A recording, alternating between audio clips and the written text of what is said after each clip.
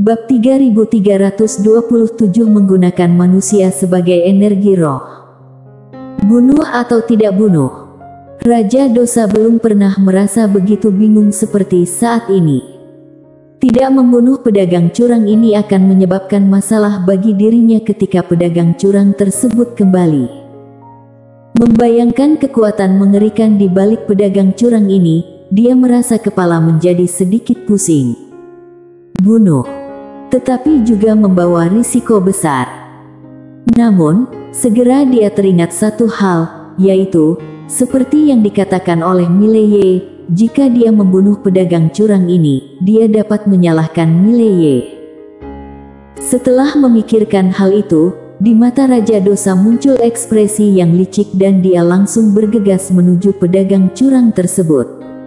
Tidak bisa dibiarkan. Meskipun dia menyadari ini adalah konspirasi Mileye, dia tetap harus membunuh. Sebenarnya, ini adalah konspirasi yang terang-terangan. Sialan. Raja pengandal dukungan dan pedagang curang ini, keduanya adalah orang-orang paling jahat di dunia. Melihat Raja Dosa tiba-tiba bergerak, senyum kecil muncul di sudut bibir Mileye. Sementara itu, wajah pedagang curang berjubah merah langsung berubah pucat. Sialan. Raja Dosa, apakah kamu gila? Raja Dosa tidak bicara banyak, langsung berlari ke depan pedagang curang berjubah merah dan kemudian melepaskan satu pukulan keras.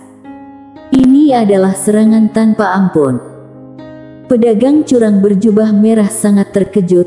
Pada saat ini, dia sudah terluka parah dan cincin penyimpanannya telah diambil oleh Mileye. Bagaimana dia bisa melawan Raja Dosa pada saat seperti ini? Ini benar-benar situasi yang sulit. Pedagang curang itu perlahan-lahan menutup matanya, bersiap-siap untuk kematian. Namun, pada saat itu, suara pedang tiba-tiba terdengar. Dor.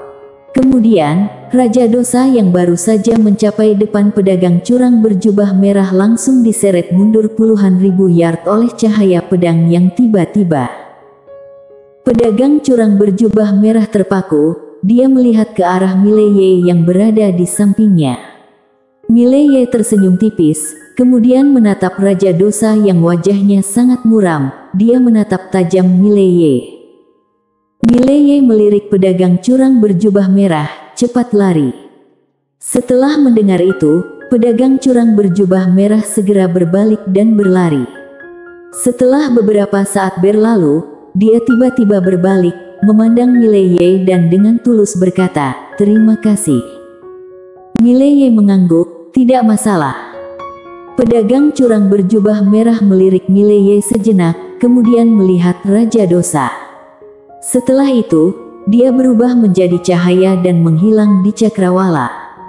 Raja Dosa menatap pedagang curang yang menghilang di ujung galaksi. Dia terdiam. Mileye melihat Raja Dosa sejenak, lalu berkata, "Raja Dosa, sebagai manusia, kita harus memegang prinsip keadilan. Mereka tidak mencelakakanmu, tetapi kamu ingin membunuh mereka. Apakah semua orang di duniamu tidak memegang prinsip keadilan? Kamu berhenti." Raja Dosa tiba-tiba berteriak. Dia memandang Mileye dengan amarah. Seluruh tubuhnya gemetar. "Kamu benar-benar orang paling jahat di dunia ini, Mileye." Raja Dosa melempar pandangan dingin ke arah Mileye, lalu berbalik pergi. Mileye melihat Raja Dosa, tersenyum, lalu berbalik pergi juga.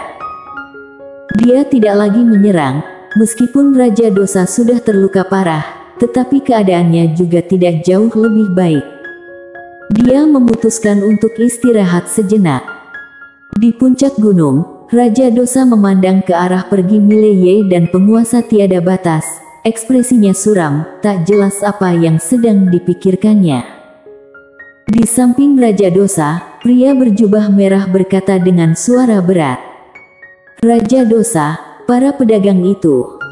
Raja Dosa menjawab dengan tenang, "Raja pengandal dukungan ini sedang mengatur perangkap untukku." Pria berjubah merah mengangguk, "Tapi sekarang, bagaimana cara menghadapinya?" Raja Dosa terdiam cukup lama sebelum berkata, langsung laporkan, beritahu mereka bahwa Raja Pengandal Dukungan ini memiliki kemampuan untuk membunuh tubuh utama kita. Dengan begitu, pasti akan menarik perhatian orang lain untuk datang dan menaklukkan dunia ini. Mendengar itu, pria berjubah merah wajahnya tiba-tiba memerah. Dengan begitu, bukankah kita akan menyerahkan keuntungan dunia ini? Raja Dosa berkata dengan pelan, jika tidak melakukannya, apa alternatifnya? Pria berjubah merah berkata, 3 raja lain dari kita juga sedang bangun, ditambah mereka bertiga, mungkin kita bisa menghancurkan Raja Pengandal Dukungan ini. Raja Dosa terdiam. Pria berjubah merah berkata lagi, Raja Dosa, kita sudah menghabiskan begitu banyak waktu dan usaha di dunia ini. Kalau kita menyerah sekarang, sungguh disayangkan sekali. Raja Dosa mengerutkan mata, baiklah, kita perjuangkan yang terakhir kali. Pria berjubah merah mengangguk, bertarung sekali terakhir. Raja Dosa menatap ke ujung langit, dengan suara tajam, panggil semua orang kita ke sini. Pria berjubah merah mengangguk, baik. Setelah berkata begitu, dia berbalik dan pergi. Raja Dosa menatap ke ujung langit yang jauh, matanya penuh dengan dingin. Bersiap untuk pertarungan terakhir. Mileye dan penguasa tiada batas kembali ke aula sendian di alam ilusi dan alam asli. Di dalam aula, Mileye membuka telapak tangannya dan cincin penyimpanan pedagang jahat muncul di tangannya. Dia melirik cincin penyimpanan itu. Di dalamnya terdapat sebuah kristal misterius, seukuran telapak tangan, yang menyimpan energi yang sangat aneh. Penguasa tiada batas melihat kristal itu, mengerutkan kening, ini apa? Mileye menggeleng, tidak tahu, kristal ini berbeda dari batu spiritual di dunia kita. Sambil berbicara, dia memberikan batu kristal itu kepada penguasa tiada batas. Penguasa tiada batas menerima batu kristal itu, lalu berkata, baru saja aku mendengar Raja Dosa menyebutnya sebagai energi roh. Sambil mengamati dengan cermat, dia menggelengkan kepala, meskipun berbeda dengan kristal kami, namun energi yang terkandung di dalamnya, sungguh mengerikan. Mileye mengangguk setuju, energi di dalam energi roh ini memang sangat menakutkan, tidak dapat dibandingkan dengan kristal di dunia mereka.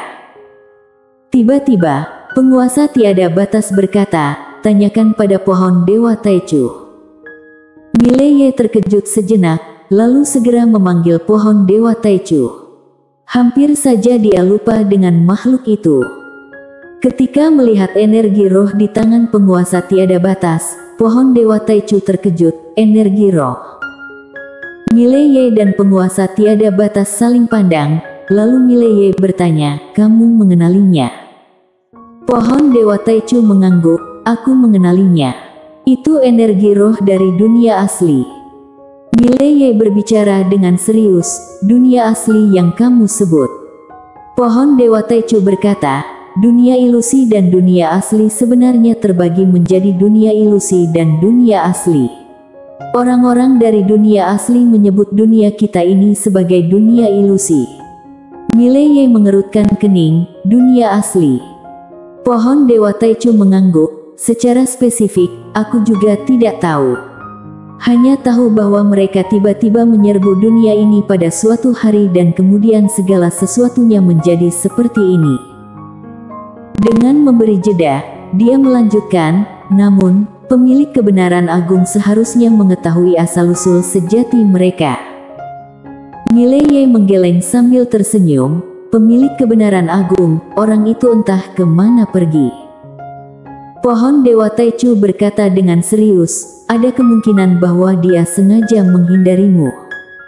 Mileye menjadi hening. Penguasa tiada batas juga berkata, aku juga merasa begitu. Mileye tersenyum ringan, mengapa dia akan menghindariku? Penguasa tiada batas tertawa, itu harus ditanyakan padanya. Setelah sejenak hening, Mileye kemudian menoleh ke arah pohon Dewa Taichu, ceritakan tentang energi roh ini. Pohon Dewa Taichu berbicara dengan serius, apakah kalian tahu ini dibuat oleh siapa? Mileye menggeleng. Pohon Dewa Taichu menjelaskan, ini terbentuk dari kondensasi makhluk spiritual yang kuat. Mileye sedikit terkejut, lalu bertanya, makhluk spiritual yang kuat. Pohon Dewa Taichu mengangguk, para roh dewa itu membunuh para master dunia ini, lalu mengambil seluruh kultivasi dan energi spiritual sepanjang hidup mereka, kemudian membuat energi roh. Setidaknya, energi roh ini melibatkan puluhan ribu master. Mendengar itu, wajah Mileye dan penguasa tiada batas menjadi serius. Menggunakan manusia untuk membuat batu spiritual. Itu sungguh kejam. Pohon Dewa Taichu berbisik, semakin kuat seseorang, energi roh yang dihasilkan semakin murni. Dengan kekuatan kalian berdua, setidaknya bisa membuat puluhan ribu energi roh. Mileye menggeleng ringan, tentang energi roh ini, aku tidak pernah menduganya. Pohon Dewa Taichu berkata, para roh dewa itu seakan-akan menganggap semua makhluk spiritual di dunia ini seperti tanaman yang bisa dipanen. Begitu mereka matang, akan dipanen. Dengan menggelengkan kepala, dia menambahkan, pada zaman dahulu, jika bukan karena pemilik kebenaran agung, dunia ini pasti sudah hancur.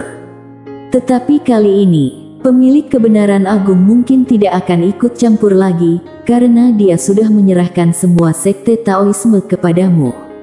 Jadi, Mileye menjawab dengan tenang, jadi, aku sekali lagi tertipu olehnya. Jika aku mati dalam pertempuran, aku akan membawanya bersamaku. Pemilik kebenaran agung bersambung.